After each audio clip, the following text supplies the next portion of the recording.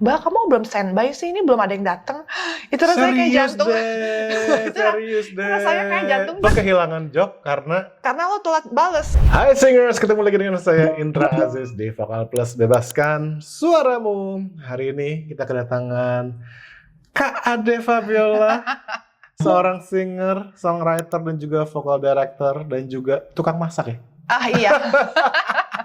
Tapi yang pasti guys, di video ini kita bakal ngobrol seputar permasalahan dunia persilatan alias pengamenan ya kan. Karena Ade Fabiola ini kita teman seperjuangan nih dari zaman-zaman dulu sampai zaman sekarang. Tentu pengalamannya banyak banget yang bisa kita ambil dan kita jadikan referensi nih buat kamu semua. Yes. Hai Ade Fabiola. Hai, apa kabar? Baik. Nah sebelumnya nih, mungkin buat yang belum kenal sama Ade Fabiola, bisa jelasin dulu dong background lo itu siapa sih? Oke, gue mulai di musik itu tahun 2000, udah lama ya kalau nyebut angka 2001 itu gue udah mulai nyanyi, kita ngomong profesional nyanyi dibayar ya. Itu gue start karir gue itu dari backing vokal. Awalnya tuh backing vokal, pertama kali gue backingin tuh Rio Febrian. Oh iya? Kebetulan waktu itu gue kenal sama music directornya Irwan Simanjuntak. Jadi waktu itu diajakin backing Rio Febrian, terus mulai tuh Rio Febrian, terus Sanaya gitu. Terus jadi mulai ketemu session player, terus habis itu Irwan waktu itu pegang project pop, jadi gue ikut backingin project pop. Itu terus karena saling kenal di dunia kita kan gitu kan, orang saling ngomong backing vokal ini. Akhirnya gue mulai tahun 2003-2004 itu mulai masuk ke big band yang main backing vokal di TV. Itu awalnya gue ikut Om Purwacaraka, big band. Acaranya waktu masih ada Gebiar BCA, kalau adik-adik tahu. Dulu hits banget tiap hari Sabtu, Gebiar BCA di Indosiar. Terus habis itu sempat udah mulai ada penghuni terakhir di Antv. Terus gue sempat itu sama KDI. Itu tuh KDI awal-awal tuh Purwacaraka. Jadi kayak lagu dangdutnya tapi di aransemen dengan keren banget gitu kan. Jadi ya namanya backing vokal TV kita mesti semua genre lah gitu waktu itu. Yang mana itu terus waktu itu ya again karena saling itu dari Om Purwa sempat kita ke Dian HP. Waktu itu Dian HP lagi ngerjain Afi sama Mama Mia dan Superstar, Super Mama apa segala macam Indosiar juga. Lalu beriring dengan waktu terus aku terakhir bantuin kalau di TV itu sama Oni and Friends untuk Indonesian Idol dan semua acara-acara Idola Cilik. Gokil ya. Itu tapi sampai terakhir aku baking sama Mas Oni itu pas terakhir idolnya Regina. Abis itu setelah itu 2012 tuh. 2012 ya betul. Abis itu aku lebih fokus mulai at that time sebenarnya personalnya aku sempet yang aku mau gini terus nggak ya gitu, karena emang bekerja sama orang itu menyenangkan.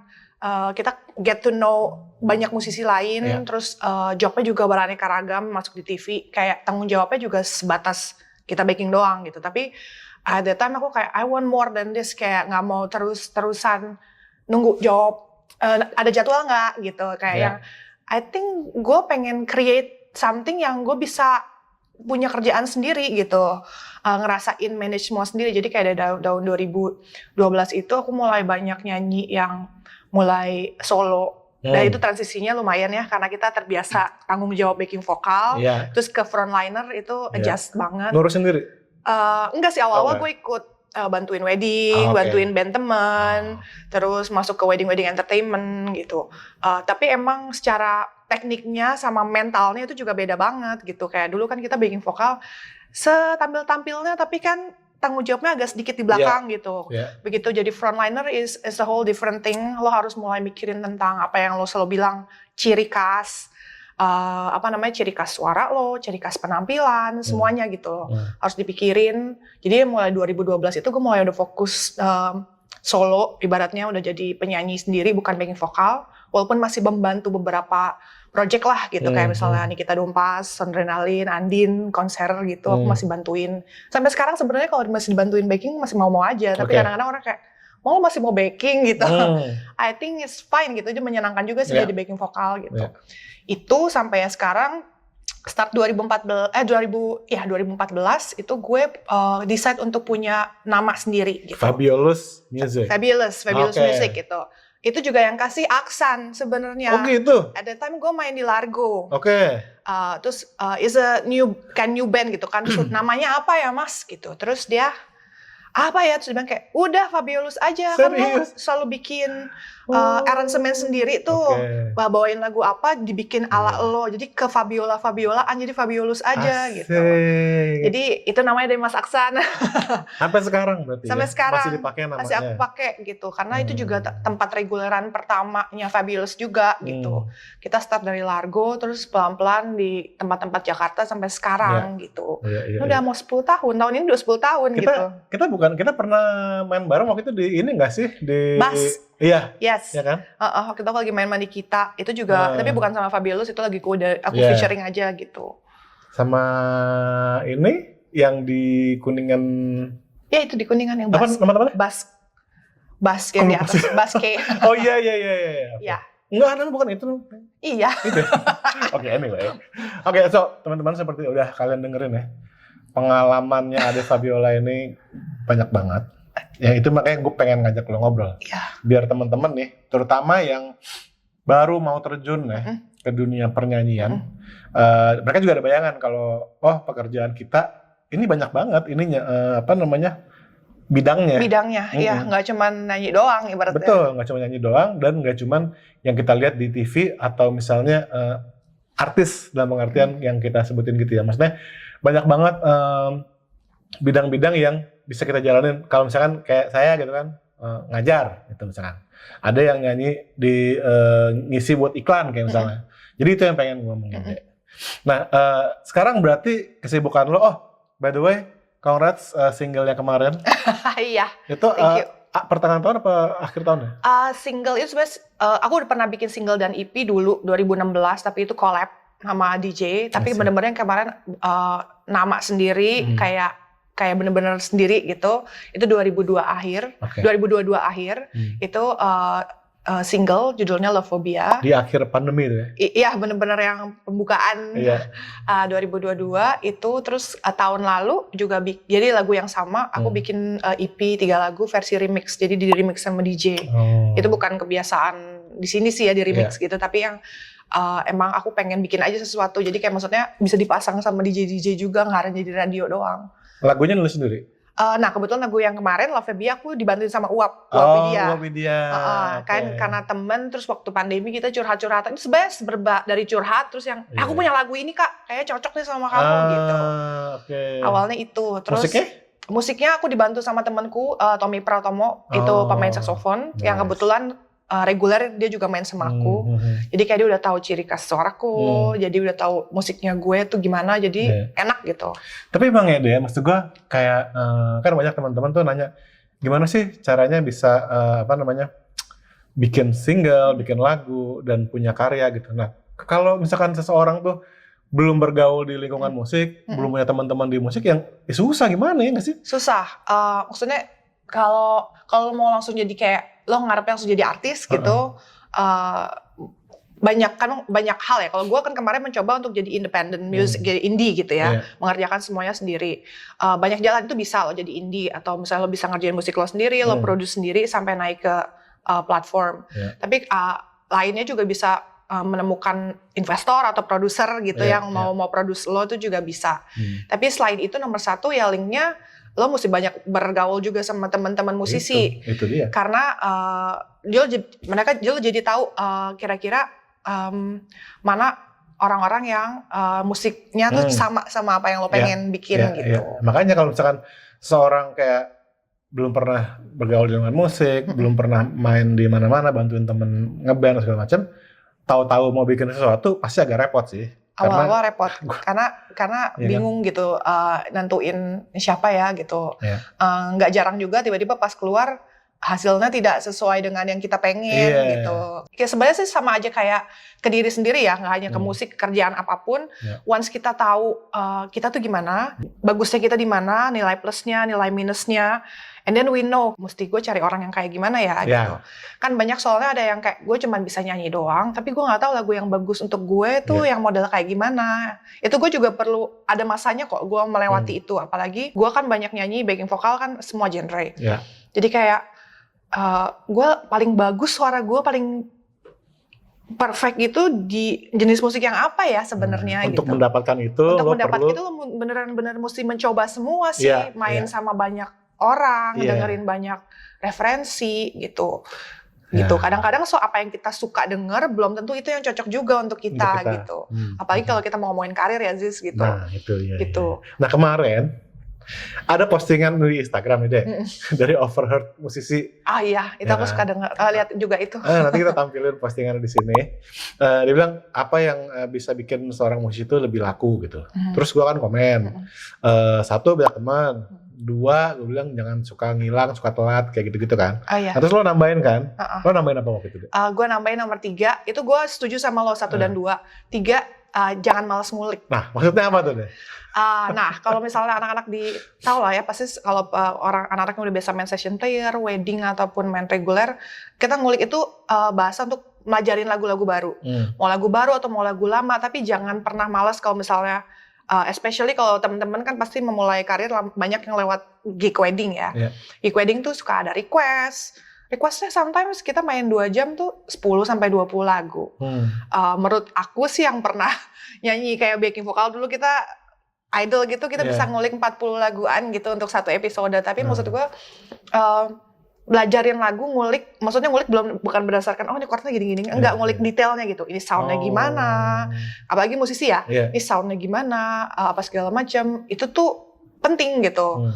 Karena jadi itu memperkaya lo, jadi kayak lo bisa banyak lagu. Itu yang bikin lo salah satunya laku. Maksudnya orang jadi yang pakai ini aja deh, dia tahu banyak lagu aja, nggak usah harus PR gitu untuk yang nge-brief lagi, pelajarin lagu ini ya gitu. Itu ini ya, apa namanya, berarti orangnya tuh bisa dipercaya gitu kurang lebih ya? Iya, maksudnya bertanggung jawab atas talentnya aja gitu. Gue setuju nomor 1 lo bilang attitude, gaul dulu ya. Main tuh penting banget, jadi kayak ya kalau kita sih udah di fase yang selesai gig, pulang ya. Tapi ada masanya juga kita ada nongkrong, terus kalau lagi kosong main ke gig temen gitu. Nanti ya untung-untung mereka kasih lo untuk jamming 1-2 lagu, itu sebenarnya untuk show lo punya talent juga. Orang jadi tahu ini siapa nih ya, suaranya oke gitu. Tempat-tempat juga biasanya kan coach pasti ngelihat dari gitu talent scout-nya gitu. Itu 1, gaul, main kemana-mana, kenal banyak orang, tahu banyak karakter. Sampai akhirnya bisa menentukan gue lebih cocok main sama teman-teman yang ini nih gitu. Yang ini gue temen gue tapi mungkin musiknya sama pergaulan di musiknya gue kurang cocok gitu. And it's fine. Lo kan cari tempat yang paling lo nyaman. Itu 1. Terus attitude jaga ibaratnya lo sopan sama yang orang lebih tua. Terus jangan ngilang, itu penting banget ya. Apalagi untuk Gen Z, adik-adik ya. Gue lumayan kasih tahu ke beberapa. Gue juga nyanyi sama beberapa partner wedding gue tuh juga masih angkatannya Gen Z. Ada 1 partner wedding gue sering nyanyi, gue sama dia duet, namanya Mark Peter.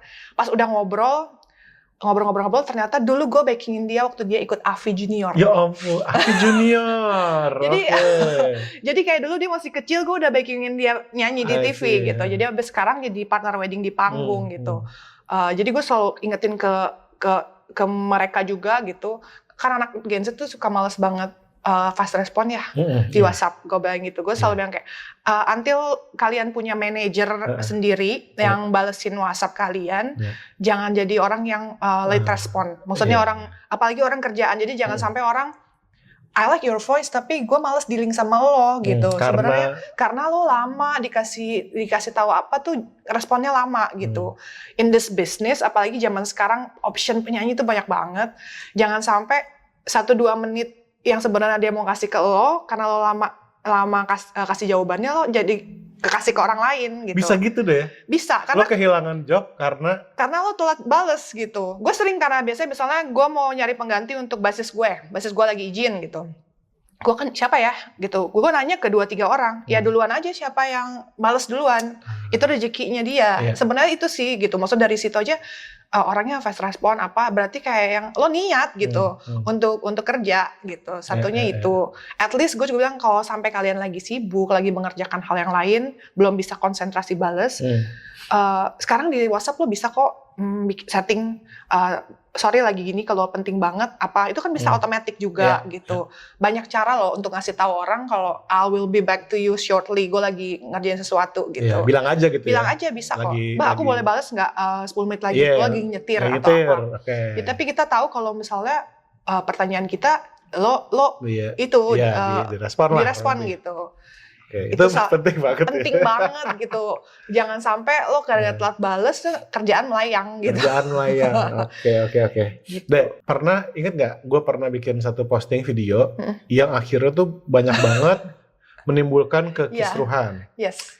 Dimana gue waktu itu ngomong tentang bayaran band reguler. Dimana gue waktu itu mereferensikannya adalah band reguler di Jakarta yang gue pribadi alamin ya kan. Ya gue sih segitu gitu. Tapi gue nggak pernah aware bahwa banyak teman-teman kemudian yang bukan protes, bukan marah-marah sih. Cuma mereka bilang gila kondisi gue beda banget di tempat gue main gitu. Nah sejak itu gue jadi lebih aware sama perbedaan geng Jaksel, band ya termasuk gue gitu kan. Sama teman-teman yang di daerah dan di mungkin kayak kota kayak gitu ya. Kayak gue punya temen yang gue ajak main juga gitu. Dia tuh main di satu tempat di daerah kota gitu. Bayarnya kecil banget. Tapi yang dijanjikan ke dia itu adalah tip. Saweran lah ya sekarang. Saweran dari tamu. Jadi itu yang dijanjiin dengan bayar kecil. Nah ada lagi temen gue yang mainnya bukan di Jakarta tapi di anak Jogja. Itu tuh basically ya bukan dibayar tapi disediain tempat buat lo ngamen. Jadinya. Nah kan lo kan mengerti nih Dek, dunia persilatan di dunia perkafean. Emang kayak gitu ya Dek? Gimana sih Dek? Sebenarnya sekarang jadi begitu ya. Awal-awal sebenarnya kalau gue pribadi, gue ngerasa budaya sawer menyawer itu dari dulu sebenarnya udah ada orang kasih tip. Tanda apresiasi lah, misalnya dia request dibawain gitu. Tapi makin kesini budaya sawer itu sebenarnya sepengetahuan gue ya, itu kan biasanya dari daerah etnik tertentu ya. Kayak seingat gue sih orang-orang teman-teman mungkin ralat kalau misalnya salah, tapi teman-teman kayak Batak gitu ya, kalau lagi party itu kan mereka sawer-sawer tuh dari situ. Jadi kayak party-party di daerah lama-lama dikit-dikit ada sawer-sawer gitu kalau ada musik. Nah di sini tuh juga jadi beranjak seperti itu. Gue pribadi sih sebenarnya menanggapi sawer menyawer itu gue nggak masalah kalau lo nggak sawer gue. Kadang-kadang soalnya kalau ada jadi tanggung jawab tersendiri kalau lo nyawer lagu lo mesti dibawain. Tapi belum tentu lagu lo juga enak semua orang juga suka kan. Atau misalnya di tempat semua gue lagi bawain playlistnya lagu-lagu yang pop jazz soul nih. Tiba-tiba lo request lagunya agak rungkat gitu kan nggak mungkin gitu. Jadi yang kayak gitu sih sebenarnya. Kalau gue pribadi nggak bisa bilang itu budaya yang salah atau enggak, tapi kayak tempat-tempat tertentu aja sih Ziz gitu. Tapi efeknya ke depan adalah misalnya kayak ya ada jadi tempat-tempat tertentu banyak yang tempat-tempat kayak kafe atau klub gitu jadi yang menjanjikan itu. Sementara kan kalau sawer itu kan nggak pasti. Dari angka nggak pasti, terus maksudnya tamunya juga yang ngasih itu nggak tiap minggu datang juga gitu kan. Kalau menurut gue ya, jadi yang pasti adalah fee lo itu kan seperti layaknya kalau lo gajian di karyawan itu pasti ada, lo pengennya setiap tahun at least ada gradually lo naik lah gitu. Betul. Gitu. Jadi yang pengennya sih kalau teman-teman musisi aware itu gitu, maksudnya sampai kapan lo mau fee lo segitu terus lo mengharapin dari saweran. Jadi kayak yang itu kan sebenarnya penghargaan untuk talent yang lo punya dan jam terbang lo. Gue selalu ngobrol sama lo gitu kan juga yang at least kita ngomong musisi deh, itu musisi tuh talent dan kayak kita tuh luas banget soalnya kan dari rate-nya dari segala macam. Tapi gitu pikir aja kayak sesimpel lo order makanan di platform kayak di online deh gitu ya. Itu kayak misalnya lo nyari ketik nasi goreng. itu banyak banget nasi goreng segala macem. Balik lagi, lo kalau misalnya lo lagi pengen nyari yang cepet atau yang murah atau yang enak, itu kan akan lihat ratingnya kan ada, bintangnya berapa, makanannya ada ratingnya. Dari situ sih kalau menurut gue itu kayak lo bisa implementasiin itu ke harga lo untuk di itu gitu. Jadi lo menghargai diri lo sendiri juga. Lo minimal kan kita kalau teman-teman tuh ngitung transport lah ya, PP berapa. Jangan sampai happy dapat transferan tapi secara berkala ke depannya juga nanti harga lo nggak naik-naik juga gitu. Nah itu yang gue juga pengen ngomongin. Mikirin itunya kayak ke depannya gitu. Iya. Oke. Jadi gue selalu kepikiran juga sebenarnya kayak apakah saweran ini kalau menjadi andalan itu apakah baik untuk perekonomian kita nih anak-anak band gitu kan. Karena gini maksud gue, sekarang aja kayak kita udah nggak usah nutupin ada yang namanya sikut-sikutan deh. Oh dari dulu sih sebenarnya. Oh dari dulu kan, ya kan. Tapi maksudnya sekarang kalau gue sih yakin tuh sikut-sikutan karena ya sekarang makin banyak aja komunitas. Maksudnya isinya makin banyak aja di kolamnya gitu. Iya, maksud gue kan karena sikut-sikutan mungkin atau banting-bantingan harga gitu. Akhirnya kita mau naikin. Iya, jadi kayak orang-orang itu aja harganya segitu gitu. Gitu. Terus dengan adanya si saweran ini, jadi makin susah nggak sih? Gue kalau mau gimana? Kalau pandangan lo gimana? Maksud gue gimana sih kita mau naikin harga itu gimana gitu? Oh oke. Nah kalau naikin harga sebenarnya itu pertanyaan yang tricky banget ya. Gue beberapa kali juga banyak ditanya sama orang gitu loh untuk nentuin harga lo gimana ya gitu. Kalau kemahalan tuh orang-orang pada nggak mau pakai lo gitu. Sampai akhirnya satu titik lo balikin ke diri lo sendiri. Prioritas lo apa? Apa ya? Lo pengen kerja kuantitas? Apa mau kerja kualitas? Kalau gue udah di posisi yang gue pengen kerja kualitas, nggak apa-apa kalau misalnya main seminggu nggak full semua 7 hari gue kerja, tapi sekali main udah cukup ibaratnya gitu. Kan mungkin ada teman-teman lain yang prioritasnya lain ya, prioritasnya yang nggak apa-apa gue pengennya seminggu setiap hari ada reguleran, apalagi bukan teman-teman vokal. Teman-teman main musik itu nggak apa-apa banget karena nggak harus rest. Kalau kita kan harus ada rest minimal 1 atau 2 hari gitu. Ini harus nggak boleh dipakai terus tiap hari. Ya nggak apa-apa, balik lagi ke prioritas. Kalau lo udah tahu set prioritas lo, and then lo bisa, ya dari situ lo bisa kayak gue bilang kayak nggak apa-apa harga gue segini terus, itu yang penting banyak, main kuantitas atau kualitas. Tapi kalau udah ngomong kualitas, lo juga ada yang dijaga. Kualitas gue, ciri khas yang lo selalu bilang, ciri khas band gue gini, kita punya kualitas seperti ini. Jadi ya kalau kita tahanin harganya A gitu, ya udah gitu. Resikonya adalah ya mungkin yang job yang datang nggak sebanjir seperti orang yang penting kualitas deh, yang penting banyak deh, nanti kita ambil untungnya dari saweran gitu. Balik lagi ke diri lo sendiri sih gitu. Masalahnya berani apa enggak orang? Iya. Misalnya gue mau taruh harga gue segini. Itu butuh keberanian nggak sih? Satu berani untuk yang ya jadi sepi. Tapi orang kan, and then lo kan dibalikin lagi sama orang, lo berani taruh harga segitu, apa yang gue dapat? Kan kita kayak sebenarnya balik lagi kayak orang dagang, apa yang gue dapat dengan harga segitu gitu. Kalau gue sebagai penyanyi perempuan, yang gue tadi sempat ngobrol sama perempuan tuh prepara banyak loh Ziz, kayak mau syuting gini aja gue masih ada dandan dikit gitu ya. Kayak misalnya harga A gitu. Di situ gue akan bilang selain jam terbang gue, kayak lo untuk urusan kasih gue lagu apapun, lagu even kadang-kadang wedding Mandarin, Prancis, gue aman, gue kulik, gue pelajarin. Terus dan biasanya jam terbang itu termasuk gini, klien-klien kan suka kadang-kadang udah sama yang ini aja murah, tapi lo nggak realize kadang-kadang jam terbang itu juga yang lo nggak usah briefing gue lagi kalau misalnya ini eventnya di mana, di Mulia gitu misalnya, atau gue udah tahu harus berpakaian seperti apa, dandan seperti apa, ini acaranya seperti ini, gue mesti apa yang gue siapin, itu udah include di semuanya, itu yang harga yang gue kasih gitu.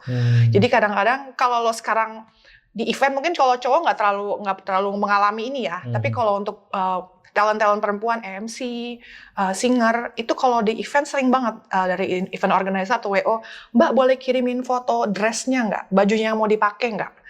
Itu ada loh. Jadi yang kayak nanti bajunya jangan kayak gini deh, jangan yang kebuka ini gitu. Itu sebenarnya awalnya dulu kayak 10 tahun lalu kayak gini nggak ada. Gue nggak pernah minta kirim foto. Itu ternyata awalnya tuh dari yang Kadang suka, udah ini aja murah. Tiba-tiba datangnya, maaf banget ya nih, tiba-tiba datangnya pakai bajunya nggak sesuai, yang mini banget, atau pakai stocking jaring-jaring gitu. Yang nggak sesuai tema lah gitu. Ya. Kadang-kadang ada acara yang sesuai tema kayak gitu ya nggak masalah gitu. Itu karena mereka, yang penting murah aja deh gitu. Gitu. Sebenarnya banyak hal gitu, makanya baliknya lo bilang, sebelum kita nentuin harga, kayak kita jualan aja, kita mesti tahu kualitas yang kita punya apa gitu. Jadi kita bisa balikin lagi ke klien atau orang yang mau pakai kita, kualitas gue A, B, C, D gitu. Termasuk sekarang kalau di Jakarta Selatan atau Jakarta, bukan di Prambanan Jakarta, salah satunya yang kalian bawa crowd atau enggak. Bawa crowd atau enggak? Iya, seperti itu. Sebenarnya sih itu gue juga jadi perdebatan tertentu ya, karena itu bukan kerjaan band sebenarnya untuk bawa crowd. Itu kan kerjaan tim marketing gitu ya. Tapi itu salah satu yang juga dimasukin ke daya jual juga gitu sekarang kalau untuk pengamenan di Jakarta, untuk band ya gitu. Berarti emang kalau gue nangkapnya gini deh, untuk lo berani nentuin harga, lo mesti tahu kualitas lo. Yes. Kedua kalau gue mungkin gini ya, daripada lo menurunkan harga lo, mendingan lo meyakinkan si klien lo bahwa gue punya ini lo, quality yang gue punya, pengalaman yang gue punya, dan gue akan berikan lo tentu yang ter-the-best dari yang pengalaman gue gitu. Iya. Itu penting banget sih. Maksud gue, banyak tuh orang tuh selalu gini jawab. Kan gue pernah juga bikin konten gini deh. Kalian mesti berani pelan-pelan naikin harga, bangun reputasi segala macam. Mereka adalah selalu jawabannya, nanti kita nggak dapet job, gitu. Iya. Padahal yang tadi yang lo bilang, ya yang harus dilakukan adalah kitanya mesti mengasah terus kualitas kita gitu. Iya, gimana caranya kalau misalnya harus kita pelan-pelan membalikkan situasi jadi yang job itu yang nyari kita karena kita punya sesuatu kelebihan yang mungkin nggak banyak player lain atau penyanyi lain punya gitu. Misalnya, dia bisa kalau Fabiola bisa lagu bahasa Perancis dia bisa gitu. Kebetulan karena gue belajar dulu gitu kan. Gitu, atau yang gue nengah itu kan bisa belajar bahasa Perancis gitu. Jadi kayak kasih added value tertentu, termasuk yang ciri khas gitu, kayak waktu lo selalu ngebahas kan kutukan penyanyi reguler gitu, jangan sampai lo bikin single apa segala macam karya tuh susah gitu karena lo terlalu bawa lagu orang gitu. Kalau nggak hanya dari lagu karya atau bikin lagu, misalnya lo belum punya lagu tapi lo tahu exactly suara lo bagusnya di mana, lo bagusnya nyanyi lagu-lagu seperti apa. Nah pas lagi kayak gue di beberapa entertainment wedding yang gue ikut, mereka udah mulai kita ngobrol gitu ya. Kak, lo bagusnya agak-agak Jesse yang seperti ini. Jadi kalau lagi bikin video atau segala macam atau mereka tawarin ke klien, ya ini gue lebih bagus di sini, bisa dia bawain pop, bisa sekali-sekali lo minta gue bawa lagu rungkat gitu. Tapi I'm really good at this one gitu. Jadi sebenarnya lo mesti ngerti itu dulu. Balik lagi sih seperti kayak manusia kita pada umumnya. Kalau untuk mendapatkan apa yang kita mau, lo tahu dulu exactly lo gimana gitu. Itu step yang penting yang mesti kita jalanin ya teman-teman ya. Kalian masih harus tahu kalian tuh kekuatannya apa, ya nggak sih? Ciri khas kalian tuh apa? Iya. Dan pada akhirnya sampai kalian berani yang tadi Ade bilang lo bisa bilang oke, gue jawabnya mungkin seminggu 3 kali aja 4 kali aja, tapi yang quality. Yang quality. Jadi kayak prioritas lo apa? Prioritas kita apa gitu. Gue ngerti sih banyak teman-teman juga yang kayak mungkin udah punya keluarga atau ada banyak tanggung jawab. Jadi kayak yang penting ayo job deh gitu. Itu nggak apa-apa banget. Jadi kayak maksudnya itu prioritas, balik lagi. Kalau lo udah tahu diri lo apa, nomor 2 apa yang lo mau. Kayak apa yang lo mau sampai lo pengen ada di mana, itu kan lo step-stepnya itu gitu. Dan biasanya teman-teman ada yang nanya, ini kalau pertama kali kita pengen tahu kelebihan kita tuh apa? Ya terus aja kayak lo nyanyi, lo rekam. Sekarang kan sosial media kan lo rekam pakai video, lo posting. Jangan takut untuk dikritik orang. Gue pun sampai hari ini kita setetua apapun dengar kritikan itu juga yang nggak semuanya bisa legowo kok, tapi it's fine gitu, jadi pembelajaran aja. Kayak lo kurang ini deh, suaranya kurang ini, terus aja jangan berhenti sih sebenarnya. Kayak bikin konten, terus kalau untuk gue menyadari kalau untuk penyanyi seumur gue, kita harus bener-bener nggak update sama lagu-lagu baru, nggak boleh yang terus stuck, gue sukanya 80-an 90 gue mau nyanyi lagu ini aja, enggak gitu. Lo harus melek sama ini lagu-lagu yang sekarang tuh apa sih, karena kalau lo stuck di pokoknya gue mau nyanyi lagu ini doang, itu juga emang itu ciri lo, tapi kan lo harus fleksibel itu loh. Fleksibel. Balik lagi fleksibel, sekarang hari gini tuh orang kerja apapun gitu pasti nyari orang yang enak diajak kerja sama. Enak diajak kerja sama ya, itu key banget sih. Berarti memang ya semua itu tergantung prioritas kita ya. Yeah. Tapi yang pasti lo harus tahu kualitas lo harus tahu ciri lo. Dan itu penting banget buat teman-teman yang memang punya band dan main di banyak tempat, maunya tuh gimana. Yeah. Nah ini kan lo juga ada HOOP. H-O-O-O-P ya kan, dimana lo bisa memberikan solusi buat beberapa event atau tempat yang mencari music entertainment gitu ya? Ya, sebenarnya sih awalnya tuh itu kan HOOP itu gue bertiga sama B-Boy sama Simon dari Ladies Night. Kita kan dua band ini juga udah lumayan main banyak ya di Jakarta. Sebenarnya awalnya tuh cuman yang gimana kalau misalnya ada tawaran-tawaran kerjaan yang masuk ke kita, band masing-masing, tapi tiba-tiba mental karena kita udah punya jadwal, jangan sampai mental lagi gitu. Maksudnya kita bisa kita kasih siapa nih ke teman-teman yang kita kurasi, kita tahu bagus kualitasnya. Lo kurasi, lo bilang bagus kualitasnya tuh based on apa? Karena teman lo doang atau lo actually melihat yang... Enggak sih, kalau itu sih gue kayak kan balik lagi ke band gue Fabiola sama Ladies Night itu, Simon sama B-Boy pasti mereka udah punya standar dong gitu. Misalnya orang nanya ke mereka atau orang nanya ke gue, pasti mereka udah tahu kualitas band gue atau kualitas band mereka. At least kita kasih yang nggak jauh dari itu. Ataupun misalnya ada tempat baru yang memang tidak minta dua band ini, kita akan lihat tempatnya, karakternya. Dari karakter tempatnya, oh ini kayak tempatnya nggak cocok nih kalau lagunya Jesse, kayak tempat lo lebih misalnya kayak lebih ngebir apa segala agak alternatif nih, kita cari yang cocok gitu. Ya nomor satu sih pasti yang kayak lingkungan terdekat yang sering ganti-gantiin kita atau teman-teman kita dulu, tapi nggak menutup kemungkinan kalau misalnya tiba-tiba ada yang oh emang cocoknya ini, ya udah siapa yang kita kenal gitu. Berarti maksud gue dunia perbandan itu sebaiknya kita kan berpikir secara entrepreneur juga dong. Sampai tadi kan lo bilang lo sampai mikirin nih venue cocoknya yang kayak gini nih. Kayaknya kalau musiknya begini kurang gitu. Berarti lo sampai mikirin sedetail itu ya deh? Sampai sedetail itu sampai sebenarnya kita nggak menutup kemungkinan kayak misalnya ada teman-teman yang buka bisnis F&B tapi kadang-kadang mungkin marketingnya atau segala macam belum ada. Kan banyak tuh, gue pengalaman banyak tempat yang buka marketingnya belum dapet atau PR-nya belum ada. And then bingung daripada harus deal dengan band satu-satu. Jadi biasanya kalau tempat baru gitu, gue selalu menawarkan ya udah bisa kita pegang seminggu full, tinggal lo kasih tahu aja hari Senin gue mau alternatif, hari Selasa mau nanti kita yang urusin. Jadi kayak daripada lo deal sama satu-satu band masing-masing, mendingan bahasa musisi ke musisi kan juga lebih enak ya daripada tempat ke musisi kan kadang-kadang banyak hal-hal teknis kecil-kecil yang mereka nggak ngerti dari urusan sound apa segala macam gitu. Itu juga penting tuh, lo sampai mikirin sampai urusan sound, bahkan mungkin kontrak gitu-gitu ya deh? Iya, kontrak, invoice apa segala macam gitu. Nah, gue juga pengen ngomong nih ke teman-teman, kalau itu juga hal-hal yang kita sering banget, kita nggak pikirin sebagai musisi ya? Iya. Padahal itu penting banget dalam bisnis ya deh ya? Penting banget, apalagi kalau main di dunia reguleran, kadang-kadang kan suka banyak gentleman agreement doang. Nah, apalagi semenjak pandemi, gue menyadari di gue juga banyak tempat-tempat yang dari awal mereka udah berani ngomong kayak kita nggak ada kontrak ya, maksudnya biar gampang kalau ada apa-apa, mereka takut yang tiba-tiba tutup kayak dulu, kalau ada kontrak kan bingung gitu.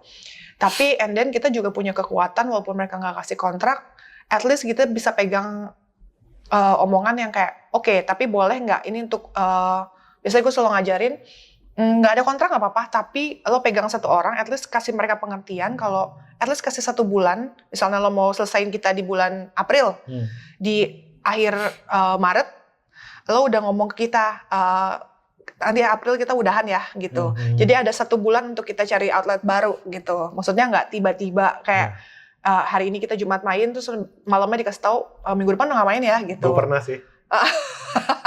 Gue datang nih. Ada penggantinya. Iya. Kesel sih. Yang kayak gitu. Maksudnya itu satu kan juga tidak, makanya selesai juga nggak enak. Terus gue selalu balikin ke outlet walaupun biar kita sama-sama enak ya. Kita kan juga sama-sama bisnis ibaratnya gitu. Walaupun kita main musik, it's also business gitu. Jadi yang biar enak gentleman agreement-nya. Ke depan kita nggak pernah tahu. Mungkin marketing ini kerja di tempat lain, kita akan saling membutuhkan in the future. Jadi that's why gue selalu tegasin itu. Tapi kalau misalnya mereka open untuk yang kalau ada kontrak nggak apa-apa gitu, mereka nggak punya, siapin draft. Itu sekarang Kita gampang yang siapin? banget. Gampang, iya. Gue kayak siapin draft sekarang gampang banget. Ada aplikasinya untuk kontrak apa semua itu gampang banget, gak kayak zaman kita. Jadi kan sekarang tinggal Google tuh udah ada draft untuk bikin kontrak, invoice itu semua gampang banget dan semua bisa dikerjain di handphone. Gitu. Gue tuh inget dulu zaman gue reguler, gue tuh sempat reguler lama tuh di Pajak Indonesia kan. Di La Moda sama di beberapa spot. Gue tiap ada event-event apa segala macam pasti dulu tuh mereka salah satu yang dihubungin gue. Nah karena dulu gue ngurus sendiri semua, gue jadi tahu tuh ada SPK, ada invoice, ada segala macam. Jadi paperwork. Jadi gue abis manggung, teman-teman gue pulang ya, gue ngurusin paperwork tuh. Kadang-kadang gue datang di hari yang gue nggak main, buat ke kantornya doang, bawa map gitu ngurusin itu. At that time kita nggak ada tuh kirim-kirim email, semua harus di print. Dan karena sekarang udah lebih easy, terus jadi kayak juga tahu tiap kalau gue pribadi karena gue nggak punya manajer, gue ngurusin semua sendiri. Satu tip dari gua adalah biasanya kan lo kalau di satu kafe atau tempat lo main gitu, lo ada satu orang yang ngehubungin lo dari kafe, misalnya mostly marketing atau orang PR-nya gitu. Kalau lo udah dealing with pembayaran, invoice, alangkah lebih baiknya kalau lo minta, kalau boleh biasanya soal kayak boleh minta nomor telepon orang finance-nya nggak? Orang finance, oke. Kenapa deh? Kalau gue biasanya karena tektokannya lebih gampang, karena marketing kan mereka seringan di outlet. Kalau orang finance itu kan mereka di kantor. Knowing dulu gue juga sempat ngantor, jadi I know gimana cara mereka ya. Jadi biasanya kalau kenal orang finance-nya, kita bisa lebih yang kayak, halo mbak, kita perkenalan diri. Jadi nanti aku dari band ini ya, ini aku lebih gampang ngirim invoice-nya ke mbak langsung atau ke marketing gitu. Pengalaman gue yang udah, kalau lo baik sama orang finance-nya, lo ngirim semua langsung dia, semua on time gitu. Payment on time. Atau sekali-sekali gue kirimin kue-kue gue. Itu sebenarnya bukan orang kau bilang, sort penjilat, enggak sih, tapi maksudnya in business hal kayak gitu itu lumrah. Mereka kasih kerjaan ke kita, ya kita kasih service, nggak usah lebay lah gitu. Maksudnya kasih kirimin kue, kirimin apa gitu. Maksudnya to make everything lebih cepet aja gitu. Mereka juga ngerasa di appreciate juga ngerjain paperwork kita gitu kan. Kan mereka kerjaannya finance kan, mereka bikin report, mereka kasih minta tanda tangan untuk orang yang keluarin uang gitu kan. Itu sih tip gue itu selalu kenalan dan berbaik hati sama orang finance-nya gitu. Itu salah satunya gitu. Jadi jadi mereka kadang-kadang malah jadi baik ke kita, ngasih tahu flow-nya. Mbak, pokoknya kamu masukin invoice ke kita sebelum tanggal 25 karena aku masukin paperwork tuh tanggal 26 di atas tanggal 26. Nanti kamu telat gitu. Iya, benar. Malah jadi lebih enak, lo mempermudah pekerjaan lo gitu. Jadi lo udah bisa, gue ada setiap sebulan sekali tuh tanggal berapa gue udah harus masukin kemana gitu. Gitu. Soalnya kadang-kadang musisi males banget sih ngerjain paperwork, itu nggak semua orang into it gitu. Tapi yang kalau itunya rapih, lo enak kerjanya gitu, gitu kan? Nggak enak ya bayar telat gitu. Nggak enak. Nah ngomong-ngomongnya deh, kalau kasus di gua, karena gua waktu dulu awal-awal tuh gue kurang aware sama dunia perkertasan dan perjanjian gitu ya. Gue pernah ngiyain job, waktu itu gue jobnya lagi banyak-banyak tuh deh, wedding segala macam kan. Jadi gue merasa ada angin. Tiap ada telepon, gue oke, tanggal segini aman. Gue telepon anak, pada bisa nggak aman? Gue udah oke semua. Gue saking udah ngerasa aman, gue nggak ada ngurusin DP, nggak ngurusin kontrak, apa segala macam. Hari H gue datang sama anak-anak dong, acaranya nggak ada deh. Oh batal atau nggak jadi? Nggak tahu. itu kesalahan gue sebagai newbie banget gitu lah. Nah kalau lo pernah nggak ada kasus yang nggak enak banget yang lo alamin nih selama di dunia perbenan gitu? Kalau di reguleran sih pas efek pandemi kemarin ya, itu ada satu tempat AVS kan udah tutup, udah ganti nama, itu kita nggak dibayar. Sampai hari ini, until today. Sampai hari ini? Terus udah gitu kalau ngomong, emang ada kontraknya? Nah kebetulan pas kondisi gue adalah waktu itu bulan harusnya, itu kan kita pandemi mulai 2020 Maret akhir ya, April. Maret ya benar. Ya Maret April. Nah itu gue main terakhir di cafe itu sebenarnya Januari, terus dia minta panjangin, main lagi deh sampai akhir Februari gitu ya. Jadi gue masih ada tertanggung 1 bulan itu Februari. Nah di Februari itu pas Maret gue masukin invoice, itu nggak dibayar sampai sekarang, sampai kafenya ganti nama. terhutang, mereka ngutang satu bulan ke kita, gitu. Tapi kan kebetulan kalau di band gue sistemnya kan gue nalangin anak-anak dulu ya. Jadi sebenarnya kerugian di gue, tapi ya udahlah gitu. Cafe juga udah tutup, udah ganti nama lain dengan owner baru gitu. Jadi yang itu salah satu yang nggak enak buat gue. Terus kalau untuk di event apa ya, gue pernah sih sekali ya sama kayak lo sih, karena lagi banyak banget kerjaan. Jadi dia sebut hari Rabu ya tanggal 23, sebenarnya itu actually Rabu itu tanggal 24. Jadi either dia yang salah, kayak dia salah nyebut hari, apa gue yang salah, gue juga salah, otomatis gue jadi salah nge-save kan. Gue pikir masih besok, tiba-tiba on that day, Mbak, kamu belum standby sih, ini belum ada yang datang. Itu rasanya kayak jantung. Serius deh. Rasanya kayak jantung jatuh ke hari ini ya gitu. Bahkan bilang hari Rabu. Enggak Mbak, tanggal 23 itu Selasa.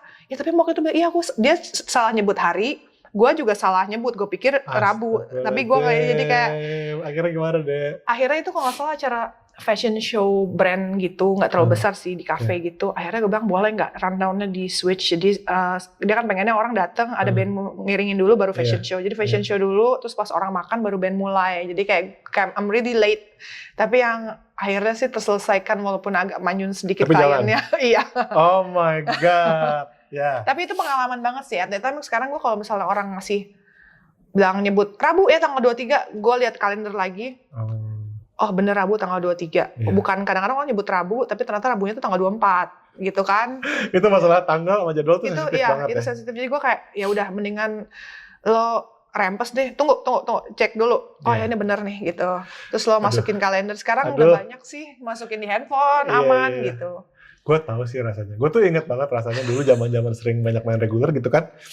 Kalau ada WhatsApp atau SMS gitu ya, bilang, "Dis lo di mana?" Itu deg-degan. Deg-degan banget. Apa nih gitu. Ada apa ya hari ini ya gitu. Gue gak skip kan gitu. Ya itu beneran sih. Gue kayak misalnya juga kalau sama player gue juga kalau misalnya minggu ini mereka udah tahu jadwal hari apa. Biasanya gue ribut di hari Senin. Kalau gue sama band gue gitu. Jadi hari Senin itu hari off gue sengaja sih ya. Kalau misalnya tiba-tiba ada job masuk ya gak masalah. Tapi Senin itu sebenarnya hari kita musisi untuk lay low lah. Jadi hari Senin itu hari gue untuk yang di grup tuh yang kakak minggu ini kita reguler hari ini. Yang izin siapa? Gue biasa gitu. Kita izin kasih tahu dari sekarang. Jadi biasa di awal minggu mereka udah kasih tahu, gue nggak terima untuk izin last minute itu kalau nggak urgent yang kayak misalnya sakit atau apa gitu. Misalnya on Monday lo kasih tahu gue, harus gue kasih tahu gue yang cari pengganti atau lo cari pengganti gitu. Nah, gue perlu lo untuk share ke kita tips nih buat teman-teman yang ingin memulai sebuah band baru. Untuk bisa dapat nama, untuk bisa dikenal di jaringan venue-venue dan event-event gitu. Gimana sih memulainya deh? Ada tips gak sih? Apa yang perlu mereka lakukan nih? Mereka udah bergabung sebagai band, tapi pengen mulai dulu apa? Iya, gua sih ngebayangin nih teman-teman yang nonton mungkin udah punya band, mungkin dari kuliahnya, dari sekolahnya mungkin. Terus mereka pengen lebih serius. Pengen lebih serius. Ngamen yuk gitu. Ngamen gitu. Serius ya, gitu. Bukan lagi casual nih. Ini benar-benar mau cari duit.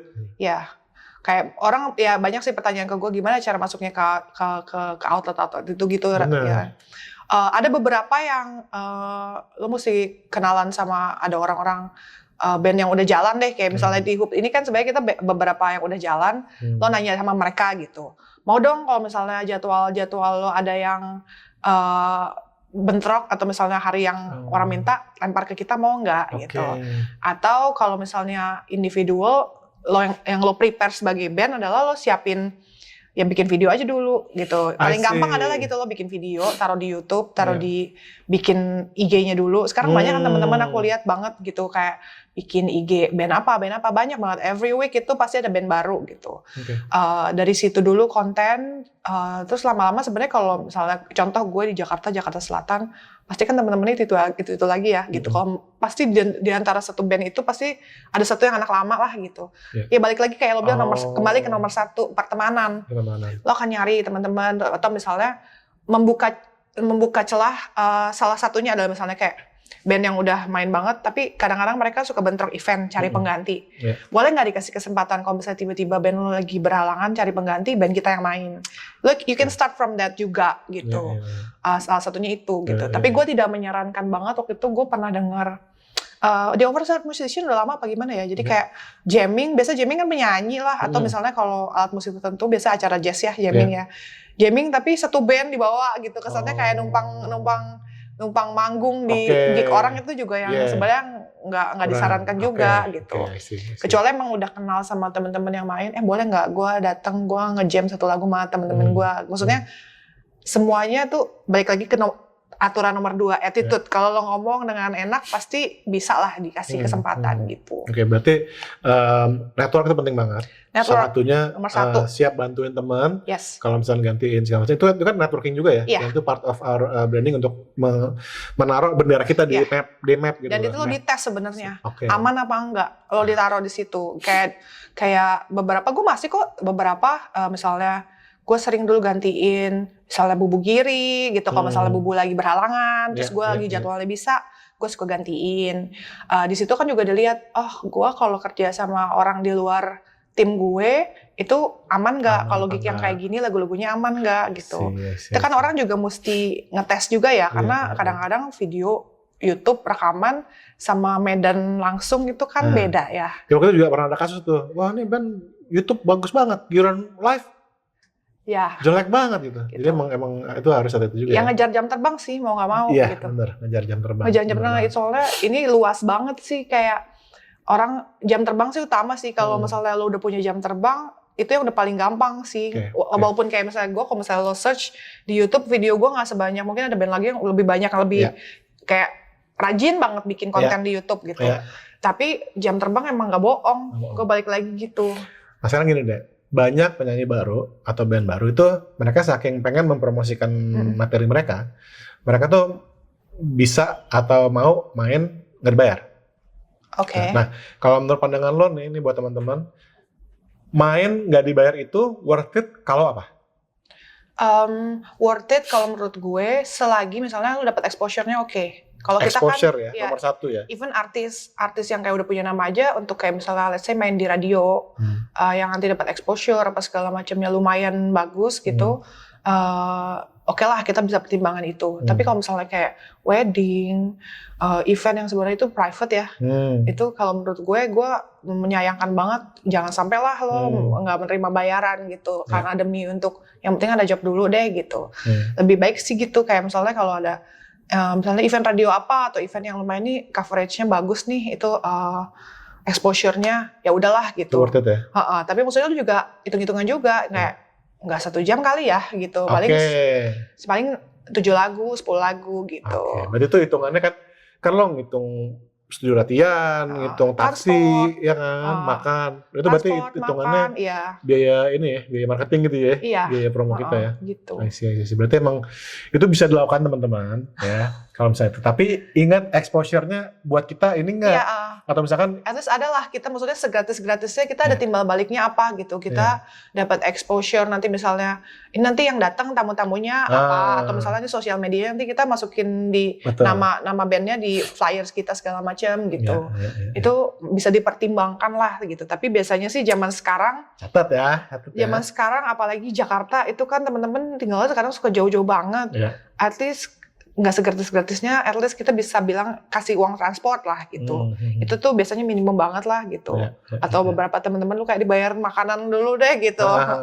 Gitu, dikasih konsumsi gitu. Tapi menurut gue sih harus ngeliat juga, jangan semua asal diterima gratisan juga gitu. Iya, itu ya teman-teman ya, itu penting nih. Oke, mungkin ini pertanyaan terakhir nih deh. Gue pengen tahu, ini juga buat teman-teman yang misalkan mau main di event, main di regular, cara menyusun setlist yang baik. Itu sebenarnya juga masih PR buat saya sampai hari ini. Sebenarnya gue walaupun kayak misalnya reguleran tiap hari, tanya deh sama teman-teman gue, itu satu band, itu biasanya gue pertanyaan yang paling sulit jawab gitu. Biasanya gue gini, lagu pertama apa ya? Itu karena udah sering main bareng gitu kayak, apa ya gitu. Udah kan karena udah sering banget gitu. Kalau gue playlistnya, cara bikinnya adalah, lo pasti udah punya lagu andalan-andalan lo juga kan. playlist itu sebenarnya lo bikin kan untuk patokan aja dulu. Kalau gue sih band gue sekarang gue tahu teman-teman banyak yang main pakai sequencer. Kalau pakai sequencer agak susah kan ganti playlist. Nah gue kan tim organik nih, gue nggak pakai sequencer segala macem. Jadi biasanya gue bikin playlist yang itu, tapi pas lo udah di panggung, lo juga sambil browsing 2-3 lagu pertama, lo lihat yang datang malam itu. Karena sebenarnya jadi bisa hidup ya si playlist itu ya? Iya, jadi kayak misalnya, jangan lagu ini nih, gitu. Tiba-tiba gue udah bikin playlist bagus nih di rumah, kayak playlistnya berapa FM gitu ya, semua playlist berapa FM. Tiba-tiba pas datang, aduh hari ini banyak adik-adik nih ya, kita mesti agak ganti lagu-lagu TikTok 1-2 gitu. Itu tuh sebenarnya open banget, jadi lo nggak harus yang kayak gini harus gini terus gitu. Terus salah satunya kalau misalnya udah main reguler, lo playlist itu bisa dari beberapa request yang minggu lalu nggak kebawa, atau yang ini ada lagu ini nih kita belum belajarin, itu bisa lo selipin kalau misalnya emang itu sesuai dengan genre lagu lo. Tapi kalau misalnya enggak, kalau gue dulu solusinya kayak ini bukan genre kita sih lagu aslinya, tapi kita apain ya biar enak, biar bisa kayak Fabulous banget nih musiknya gitu. Misalnya chord-chord diganti, dibikin musiknya lebih apa, itu salah satunya gitu. Misalnya, itu pernah nggak sih lo diprotes kayak, kok lagu ini kok bawainnya gitu, pernah nggak? Enggak, tapi kalau gue sih bilang kayak kita bawain ya, tapi boleh yang versinya Fabulous gitu. Tapi kan gue tetap bawain request lo gitu.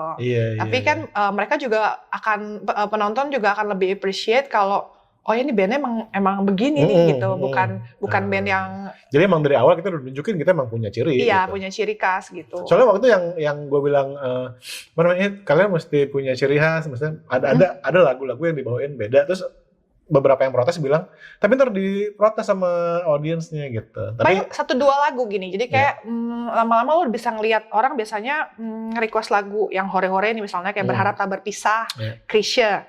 Itu kan lagu yang mereka pengen, they want to dance along, dance and sing along. Jadi lagu-lagu kayak gitu ya udah lo bawain as it is. Iya, ngerti. Gitu. Tapi kalau misalnya lagu gua nih pribadi tiba-tiba yang ada yang minta lagu dia Anji, maaf ya Mas Anji, bukannya aku nggak mau bawain lagunya, tapi kalau di band aku, aduh kan ini pop banget ya, nggak masuk banget ke band gue gitu. Diapain ya, biar lebih kayak kelihatan lebih asik, yang player gue juga mainnya dengan senang hati, nggak dengan manyun gitu kan. Jadi itu tekniknya lo ngomong itu, jadi kayak we still accommodate your request. Tapi kitanya juga mainnya nggak berat hati gitu. Gitu. Jadi kan biar nggak jomplang ya. Misalnya gue abis bawain lagu let's say Moonchild atau Snow Allegra, terus tiba-tiba bawain lagu Anji, jadi nggak terlalu jomplang gitu loh. Kurang lebih kayak gitu sih. Oke. Terus bikin playlist tuh emang tricky banget sampai sekarang. Jadi cara cepet gue kalau di panggung adalah kita kan anak sekarang selalu buka handphone ya, atau yang ada handphone atau iPad yang ada sinyalnya. Gue punya Spotify.